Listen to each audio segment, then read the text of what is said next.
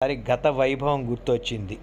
అంటే ధనుష్కోడి ఎంత పెద్దదో, ఎంత మంది ప్రజానీకం ఉన్నారో ఆ రోజు మనకు కొద్దిగా అర్థమవుతుంది. ఇది ధనుష్కోటి బీచ్ చూడండి. కొద్ది అలలే, చాలా బాగుంది, చాలా సుందరంగా ఉంది. ఇంత సుందరంగా ఉన్న సముద్రమే ఆ రోజు అంత విలయాన్ని సృష్టించింది అంటే ఎవరము నమ్మలేము, కానీ నమ్మవలసిందే. ఎందుకంటే ఇవన్నీ సాక్ష్యాలుగా మనం ఇక్కడ చూచాం.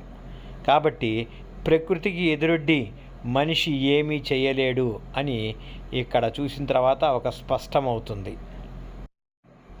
ఏదైనా మనిషి ప్రకృతికి లోబడి తన యొక్క మనుగడ సాగిస్తుంటే సరిపోతుంది, కానీ ఆ యొక్క ప్రకృతికి ఎదురెళ్ళి ఏదో చేయాలనుకుంటే మాత్రం పరిస్థితులు ఇంత దారుణంగానే ఉంటాయి. ఎందుకంటే ఇవి ముఖ్యంగా సైక్లోన్